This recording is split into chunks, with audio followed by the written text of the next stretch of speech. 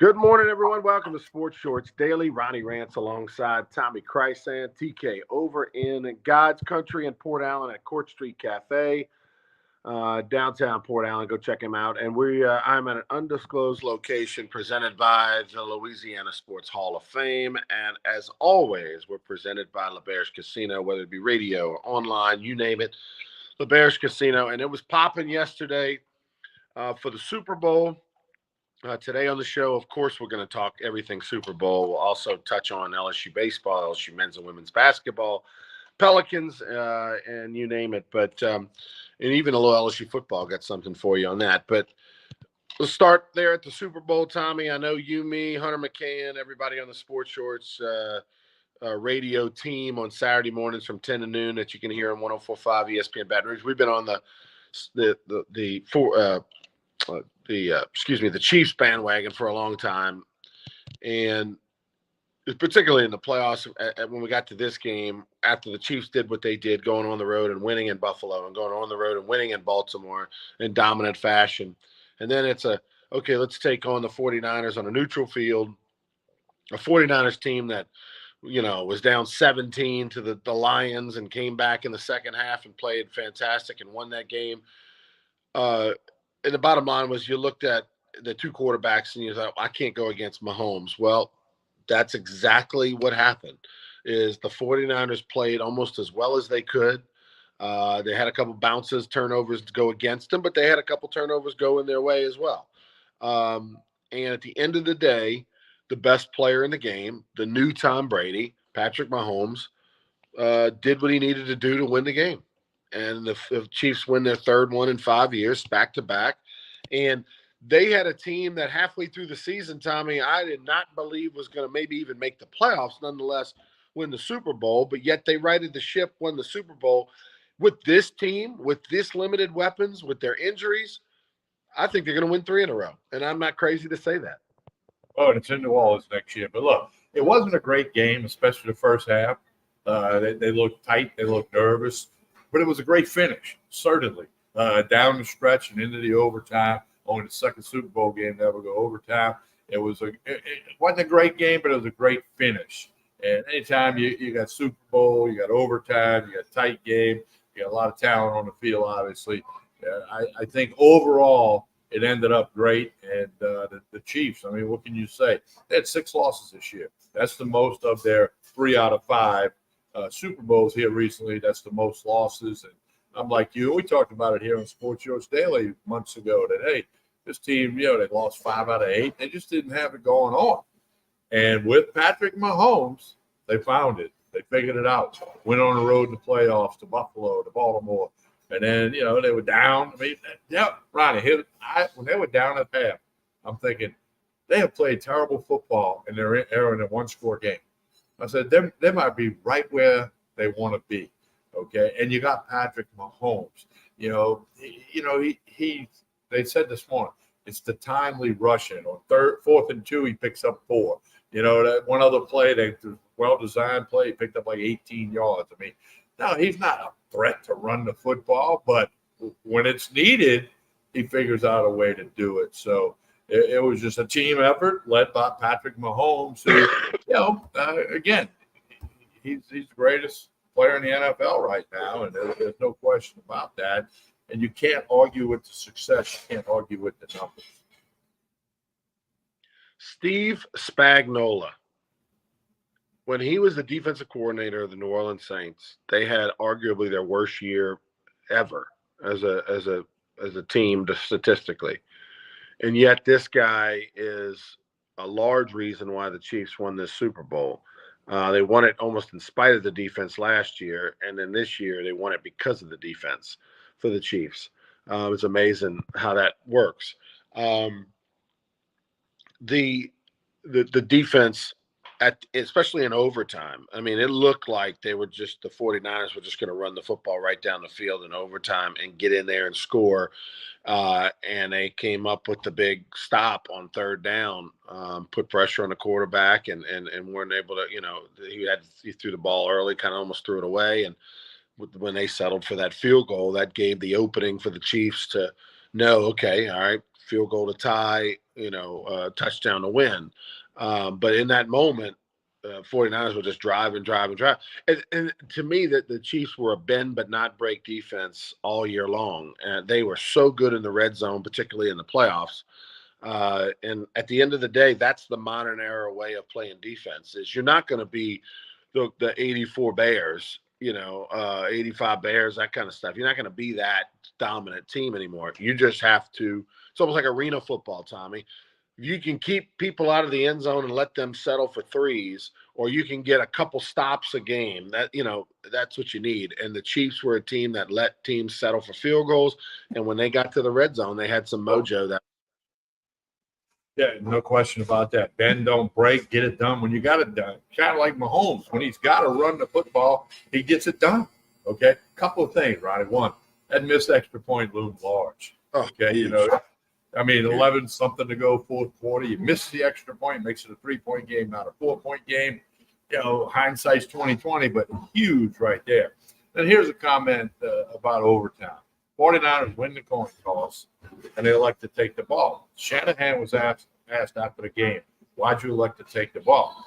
He said analytics told them to take the ball because they wanted to have it third. Because if they go score, Chiefs go score, and then they got a chance to win. Well, guess what? In baseball, you got to manage the 8th inning and the 5th. You got to manage the 9th inning and the 6th. That's what good managers do. Football, you can't manage something that might not happen. And that's what Shanahan did. He was trying to play for the third possession of overtime when it might not occur, and it did not occur. So that's these analytics are analytics. I get that, but sometimes you dive too deep into them instead of going with that gut feeling, like baseball managers like to say, or just going with a hunch and Reed going for them 4th and 2. And so Shanahan that was a easy to say Monday morning, but that was a miscalculation. But why was it a miscalculation? Because imagine being the 49ers and you defer and you never get the football because they go down and score a touchdown. The new rule says you got to get it. No, that's the new rule. You can't not get the ball. He was playing for the third possession, which might not exist.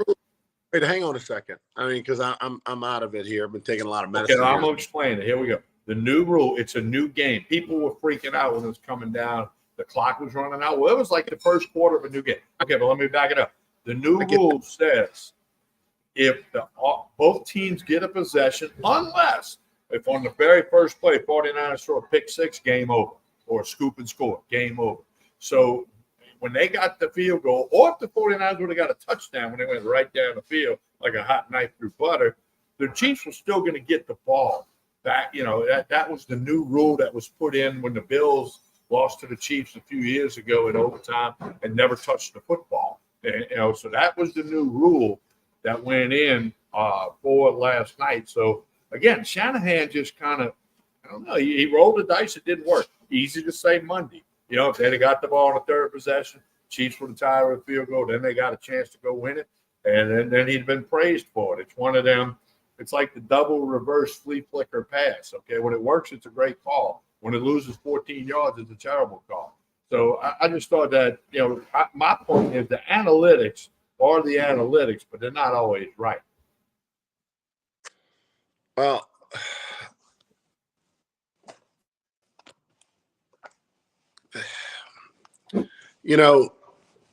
to me, Tommy, the 49ers did nothing wrong other than not make that 3rd and 5.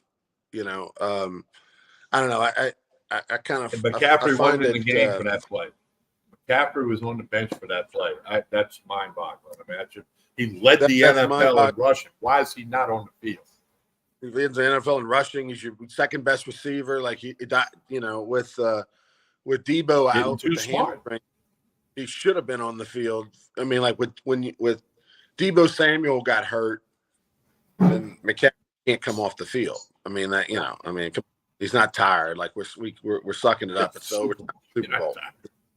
But what's funny is that when there were a couple of screw ups that cost both teams. One, the Chiefs had the fumble inside the 10-yard line, and Kelsey, of course, was on the sidelines. He was upset. That's what he confronted Andy Reid about, because the guy who replaced him for that play missed his block and his guy stripped the football. And so there's that. Then the tight end for the 49ers was out of play, and his backup got a penalty, which then cost them huge on that last drive in overtime. I mean, it's funny how it worked that way. Whenever the stars were out of the game, it was not a good thing for the teams that are in there. What did you think about Travis Kelce? I thought that was a little. I mean, they won the game, and Andy Reid, I saw him on ESPN. Chris Berman interviewed him on the field in the end zone, and Andy Reid kind of, with his own way, kind of blew it off, no big deal, and kind of made it a joke, and and all that kind of stuff about Kelce coming over there and confronting him. He almost knocked him over. He kind of hip checked him a little bit, and Reid was, almost got knocked over. He lost his balance. That was kind of like if any other player does that, we're ripping their ass and talking about sitting them on the bench and kicking them off the team. I mean, Travis Kelce got away with one right there. Andy Reid said he loved the passion, and you want guys with passion. But I think he crossed the line when you almost knocked your coach over. And Reid said, he had hip surgery recently. And he said, well, I guess my hip's okay, because he took a body check. I mean, that'd have been a good check in some hockey matches, but. No, I think Kelce went too far with that. When it happened, I went, holy smoke, what is he? He can't lose his composure. I thought composure. Reid said passion, but I thought it was a composure thing. Yeah, I didn't particularly love the what he did right there. That was if they lose that game, we're talking a lot about it today. There's a lot of people that are being a lot about it today, but they did win. Kelce made a play when it mattered, all that kind of stuff. Well, it's easy for Andy Reid to downplay it right now because they won. And the other thing is, I mean, Reid's going to take up for his players. Now, he might tell Kelce, next week, like, you ever do that again, and your butt will never get off the bench. Now, and Kelce's on the downside of his career anyway, so, but well, the reality is that we got a lot of play on social media. I can tell you that. Well, deservedly so, and the reality is that somebody of his status can get away with that. Anybody else tries to pull that shit, they're not going to get away with it. Yeah, the third tackle pulls that. He's not in the blue tent. He's in the locker room. Yeah, or even the first tackle who's in his third year. It's Travis Kelce, who's a Hall of Famer, who is on the face of the franchise next to Patrick Mahomes. What did you make of the whole Taylor Swift thing? Roger Goodell, they showed a video of Roger Goodell visiting with Taylor Swift in the box. Everybody trying to guess what that conversation was about, but I think it was a positive one where Goodell was practically thanking Taylor Swift. I mean, it's hard to remember life before Taylor Swift and Travis Kelce kept dating, Tommy, but I mean, they are like royals. They're like Princess Diana and Prince Charles. The coverage for the last 6 months, this thing ended perfectly. They're kissing on the field. She's telling him how happy she is. I mean, this is literally like a Hallmark movie. Well, the funniest meme, they had the meme of the picture of Kelce bumping Reid, and they inserted the words for Kelce to say, you have to put me in the game. If not, she's going to break up with me and write a song about me, okay? Because she writes songs about her bad choices in men. But, what, 2 weeks ago, they said her impact, $330 million on the NFL. So Roger Goodell is very happy, and he wanted that. He was probably planned for that camera to get a shot of him talking to her. But you put a lot of eyeballs on the NFL that weren't there in September, okay, in October. And not that they got great ratings all year long, but they went up because of her. It's all about money. She moves the needle. So, I mean, that's the way I look at that. I did blindside Hunter McCann on radio Saturday. I said, Hunter, can you name me one song that she sung? And he did. He named one. He couldn't name two. Okay, I couldn't have named one. You could have given me $100 bill. I couldn't have told you one. But, so, hey, it's part of it. It's part of the marketing machine of the NFL.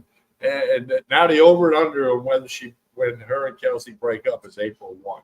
So, did you know any of the songs at halftime that Usher performed? I didn't watch halftime. I didn't watch halftime. You did? I looked. It was 7:12. I turned the TV off. I knew 30 minutes later to be kicking off. I put the garbage out at the house. I tidied up a few things, cleaned up the kitchen because I boiled some shrimp earlier that day. And then when it was 7:32, I knew we were going to be about ready to go with the second half. And I turned it on, and they were blowing the whistle to kick off. So there you go. Hey, come on. I heard some people liked the show, some people didn't. I read the social media. I mean, what did you think, Ryan? What did you think? I thought it was good, but I'm an Usher fan. Like, that's one guy Okay.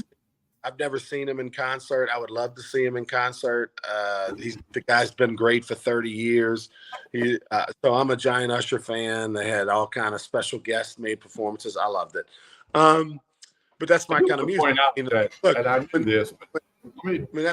That's my kind of music, Tommy. But like when The Who was the halftime show for the Saints 15 years ago, whatever, 14 years ago, like I'm sure there was a ton of people who were like, this is trash. I mean, why we got a band from the 60s and early 70s, you know? So, you know, everybody's taste is everybody's taste. But I like all kinds of music, so none of it ever offends me. Craig said he cleaned up the kitchen as well, didn't watch halftime. But no, Ryan, here's something else needs to be pointed out. The NFL does not pay those performers for halftime or national anthem. Okay, they're kind of on their own time, and he's got plenty of dimes. Okay, so that's not the issue. But the NFL has never paid for a halftime show. I read that when I was reading all the stuff leading up to the Super Bowl. Yeah, I mean, it's what it does for their brand and the number of clicks it gives them and tickets they sell to their next concert. I mean, it's immeasurable, that marketing. I did go to a concert Friday night in Phoenix. I was in Scottsdale for the Waste Management Phoenix Open this past week. That's probably where I got this little cold from. And I saw Duran Duran in concert Friday night, Tommy. Now, Duran, I would surmise, is not your cup of tea. No. Yeah. Doesn't surprise me. There's like 3 people you like. I get it. But it was freaking fantastic. Duran Duran, the lead singer, Simon Le Bon, is 65 years old. They killed it. I've seen them probably 4 or 5 times in my life. They were awesome. They packed it out at the Birds at the TPC. Almost 700,000 people, Tommy, through the turnstiles this Wednesday through Sunday at the Phoenix Open. 700,000 people. They had so many people on Saturday, and thank God we were in the VIP on 17 on Saturday. We did do 16 on Thursday, Friday, Sunday. I mean, I was on 16 a bunch, but I was on 16 Wednesday, Friday, Sunday, and on 17 Thursday and Saturday. There were so many people on Saturday, they stopped letting people in after 2:00 that day, and they stopped serving alcohol after 3:00 to the public sections. Now all the VIP tents were serving alcohol, but it was like TSA lines everywhere, you know, on a busy holiday weekend. It was just so crazy packed. They estimated a guy who's involved with the Thunderbirds. The Thunderbirds are the VIP host organizations that, you know, there's like 55 Thunderbird people, current active Thunderbirds that walk around, and they're the organizers of the event. And I talked to one of them who said he estimated, they won't say this publicly, but he estimated there were almost 400,000 people at the golf tournament on Saturday. And the reason that he came up with that number was they have a cell phone, like as he said at the Super Bowl, they bring in an extra cell phone tower, a portable tower that can take up to 100,000 cell phones. He said they had 4 on Saturday. And there were times that the cell phones would go SOS and it wouldn't work. That meant that they were over 400,000 people. So, and it did. I saw it a couple times. It happened on my phone. So it is truly, they call it the People's Open. It is truly the People's Open, Tommy. It is a pilgrimage thing. If you're a golf fan or just like to go have a good time, you should at least go once to the Phoenix Open, just like you should try to go once to the Masters if you're a true golf purist. It's a totally different experience. The Masters is just the history and the beauty of the grounds and the $1.50 egg sandwiches and stuff like that. Phoenix Open is debauchery on the golf course, but it's entertaining as hell. Well, I watched every shot up until kickoff of the Super Bowl, and I subscribed to Peacock, so I had I had it all day long. That's what it was. I didn't watch 1 minute of the pregame stuff. I was watching golf, and it was entertaining. It was very good. I was pulling for Charlie Hoffman. Of course, he lost in the playoff to Taylor, but I was pulling for the old guy, Charlie, 47 years old. I was hoping he could get it done. And Scheffler had it going for a little while and couldn't get it done. I watched a lot of golf yesterday. Sam Burns. Burns had a good former LSU golfer.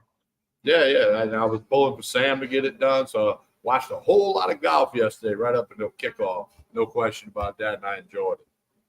Yeah, Sam Burns lives at Squire Creek up in Ruston, played at LSU from Shreveport, shot 7 under on Sunday, tied Hoffman for the best round of the day and finished third. So that's a giant paycheck at that golf tournament. But so good for Sam. Well, made the Ryder Cup team last year. I mean, just a good dude and a pull for him every tournament. And the Canadian, Nick Taylor, won, who 11 under on the opening round on Thursday. I mean, you go 11 under. He shot a 60, par 71 there. I figured he would win. Just didn't figure it would be as hairy as it needed to be. But no, it was a great tournament. And the weather was terrible for Phoenix weather, not for golf weather, but for Phoenix weather. It was Wednesday, Thursday, 40s, 50s with rain, miserable. At one point, I looked at my phone. It said it feels like 38. I mean, that was not fun on Thursday. Friday, a little off and on with the clouds. Saturday, off and on with the clouds. Sunday was the best day, 55, 56 and sunny on Sunday, but still not the normal 75, 80 degrees in sunshine that you get for that tournament. So they fought through some elements, and it was a little tough on the fans, that's for sure.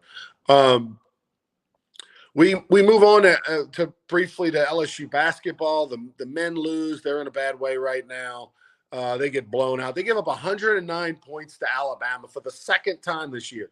The first time they lose 109-88 on the road. This time they lose 109-92 at home, like crazy. The women, you can't give up 109 at home. For the men, you can't give up 109 at home. I don't care who you play. Okay, you can play the Denver Nuggets. You can't give up that at home. And you're right. The women with a big second half got it done at home against Bama. Yeah, that was crazy. Down 10 at home, and Kim Mulkey went off on them at halftime, and they get it done. Did you see any of that game, Tommy? You were watching golf. I was watching the Phoenix Open. Yeah. Van Leaf, I didn't get to see any of it because obviously I was in Phoenix, but Van Leaf had only played 20 minutes, had terrible numbers. Like, I don't know what's going on with her. Like, it hasn't been what they thought. They thank God the bench, they actually played a bunch of people on the bench. She sent a message because the first starters were doing so terrible. So even though they won and had a great comeback, LSU women's basketball is in a weird way right now. They're not going to win in the tournament the way they are playing right now. They're going to have a nice record. They're going to be a low seed. They might win a game or two, make it to the Sweet 16, but that's what this team feels like. They feel like a Sweet 16 team, maybe Elite 8 on the outside, but definitely not Final Four, the way they're playing right now.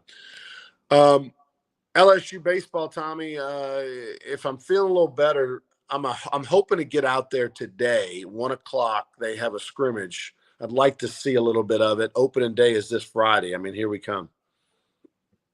Yeah, well, a million memes on social media. Baseball, you got the floor, both collegiately and, MLB reporting this week, pitchers and catchers.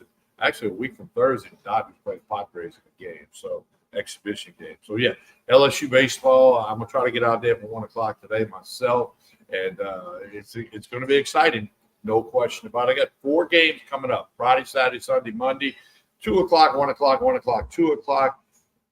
BMI, Central Arkansas, the opponents. Those guys will play each other at night, so there'll be some free baseball at the box if you're just jonesing for that baseball. And a lot of expectations. A lot of people can't wait to see this LSU team. And, Ronnie, you talk about the basketball team not in a good way right now. I think Mulkey will figure that out. I don't know if they're going to win the national championship. Probably not. Remember last year in May, the LSU baseball team had a couple of weeks there where they weren't in a good way. They figured it out and won it all. I don't know that Mulkey can do that this year, but they're going to be okay. People forget LSU baseball finished 3rd in the SEC last year. They did not win it. They didn't win the West. They finished third in the SEC last year, and they're picked to finish second in the West this year behind Arkansas. LSU football, early line comes out. What is it? FanDuel, 9.5 over under wins for LSU football. Go with the under. Go under.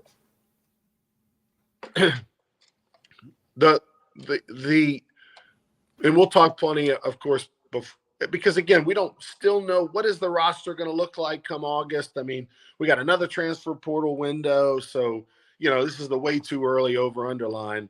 But the key is going to be, I think LSU's offense is going to be fine. In Nussmeier, we trust, but the defense.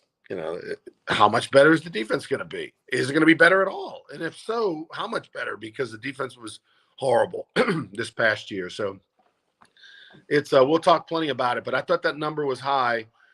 People are thinking that LSU's A, going to be a little better than we think, and B, the schedule isn't as strong. And then when you dive into the schedule, those big name teams, the UCLA's, who Chip Kelly left UCLA, took the offensive coordinator job at Ohio State. That's so bizarre.